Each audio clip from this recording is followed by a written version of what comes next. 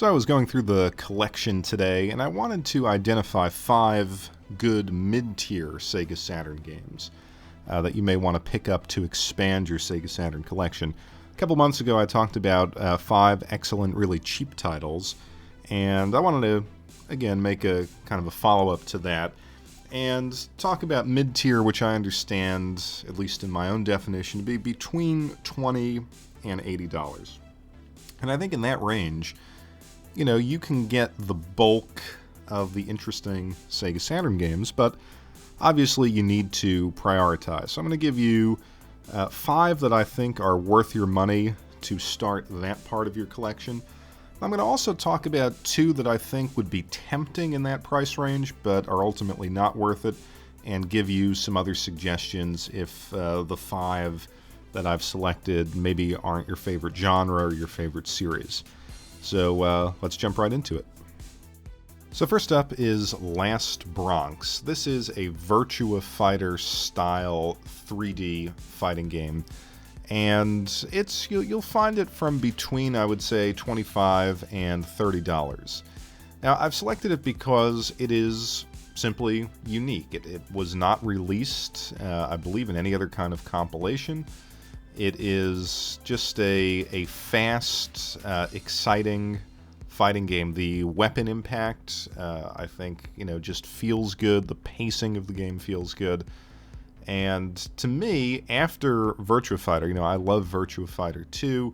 I think that is really the pinnacle of that type of game. I would actually select Last Bronx. I think it's better than Fighting Vipers. Now, it may not be as complete as Fighter's Mega Mix, but, that's still kind of a Virtua Fighter title. So for non-Virtua Fighter 3D games, I think, this, again, second best, unique cast of characters, cool environments, and at that price point, I think it is a great exclusive that you can add to your collection.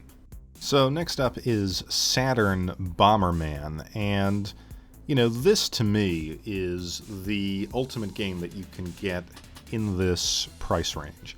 I think Saturn Bomberman is simply one of the best games on the system. It is obviously famous, like if you go to conventions, you can get a 10-person multiplayer game going if you have the Saturn multi-taps. But beyond that, it is, I think, arguably one of the best, if not the best, Bomberman game. It's between this one and Bomberman 94. I kind of grew up playing 94, so I'm partial to that one, but as far as graphics, level design, and gameplay are concerned, I think this probably takes the cake. The stages are just so colorful, the enemies are humorous and challenging, and to me it kind of represents the greatness of the art style that really flourished in the early to mid-90s. So it has a ton of replay value. It's just one of those games that you can kind of pick up and go through and enjoy each time you play it. So for all of those reasons, I think at the current listing price, which tends to be around $40, it is absolutely a fabulous addition to your collection. And if you have the ability to play it with other people, it will be all the more rewarding. So next up, I've selected Layer Section, and, shmups on the Saturn are some of the holy grail games. They are the most expensive, and many of them are beyond this price range. But I think within this price range, $20 to $80, Layer Section is one of the best examples of a shoot-'em-up. So Layer Section runs between $30 and $35. What are your other choices? Well, you have the original Dodonpachi, you have Twinbee Deluxe, you might be able to get Parodius, but I think of that selection, of course there might be some others depending on, depending on the day, depending on the listing. You may find Layer Section 2 within this price range, but I think, Layer Section is solidly $30 to $35, and it's really a winner at that price point. It has terrific smooth scaling graphics. It has a soundtrack by the band Zuntata. I'm not a fan of the kind of dual layer attack aspect, but I think overall it's a very, very solid game. Now, I believe Donpachi is better as a game, but the Saturn port feels a little basic. It's slow to load. The quality of the music is not that great. But Layer Section, I think, will scratch the itch for a shmup, and it's, I think, a good starting point to build that collection. So before I continue with my next two recommended games, I want to talk about two games that are in this price tier and that might seem tempting, but that you should hold off on, and that's Sonic R and Powerdrift. I think if you're kind of into the Saturn community, you've heard of both. They're both kind of quirky racing titles. Sonic R tends to be priced between $25 and $30. Powerdrift is in the $60 range. And they're interesting games in their own right, but I believe you should hold off. So let's start with Sonic R. Sonic R is a somewhat typical take on the Mario Kart formula, albeit with Sonic and friends racing primarily on foot. The game is known for having a truly quirky and iconic soundtrack, and I will say not much else. When you play this game, it is incredibly difficult to control. It's extremely frustrating, and the first impression, when you power on the Saturn with this game in it is, what the heck did I buy? Now, there are kind of secrets to discover in each level, and you can play and improve, and again, you can enjoy the quality music. But I think, if you spend $30 on this and, fire it up for the first time, it's not a game that you will be impressed by. And so for that reason, I think, listen to the soundtrack on YouTube and spend your $30 on a better game. So as far as Powerdrift goes, Powerdrift is a good game. It is, I think, one of the best examples of the classic quasi-3D Sega scaling games from the mid-'80s to the early '90s. It certainly, when I was growing up, it wasn't one of the most popular ones. Obviously, Outrun and Afterburner were kings of the arcade, but as a Saturn game, it's a very, very faithful recreation of that arcade experience. Has really large, great-looking sprites. It itself has a terrific soundtrack. But at $60, I think there are many other better games that you can pick up for that $60 price point early on in your Saturn collecting. I think this is the game that you can have a lot of fun with. There is a lot of replay value if you're committed to mastering this game.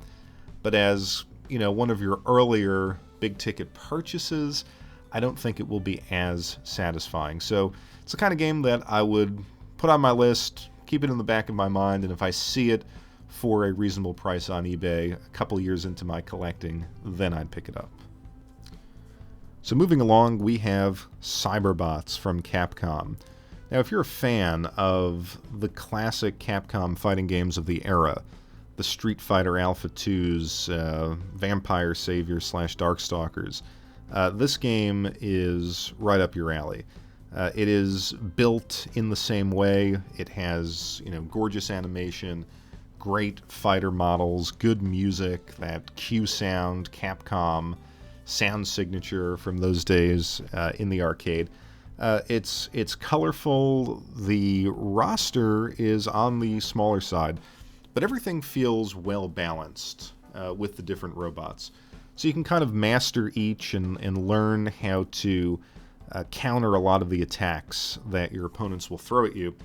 I think where it also shines is as a multiplayer game. Now, I've only ever played it with someone else once or twice, and this guy wasn't really into fighting games.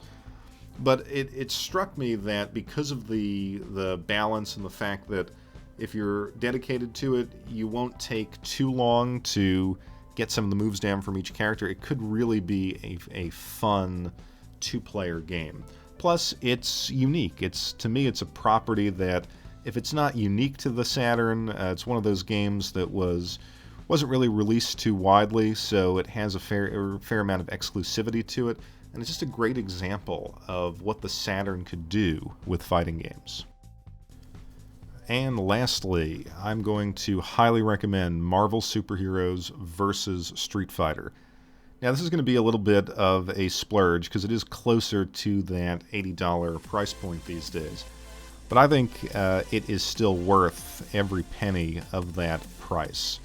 The Saturn, as we've said many times now, known for arcade quality fighting game conversions. And this is arguably the best. Capcom was on their A game with this whole Marvel vs. Capcom series, and on the Saturn, this game is brilliant. I mean, you can barely tell that this is not the arcade game running. It is incredibly smooth. It is frenetic. It's just one of the high watermarks of that Capcom style of the time. Now, it's very close between this and X-Men vs. Street Fighter. They're both excellent games. They're both around the same price point. You can't go wrong with either. I just like the roster in this one, and some of the stages. I just think it's an incredible game and a testament to what the Saturn can do.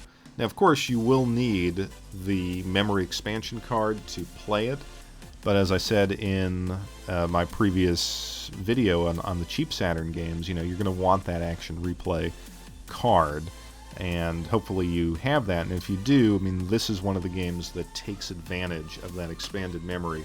And I've had this game now for, I would say, about a decade, and every time I come back to it, I have a blast with it. To me, it literally is one of those fighting games that does not get old. So it has really my highest recommendation, and if you're going to spend somewhere between $70 and $85 on a Saturn game, I think it's mostly under $80, but let's just say for the sake of argument, you've got that money to spend on a Saturn game. I don't think you can go wrong with Marvel Superheroes vs. Street Fighter. So before I sign off, I'm going to give you two alternate suggestions, in case some of the games that I showed you don't necessarily appeal to you for whatever reason. I'm going to go with Real Bout Fatal Fury Special.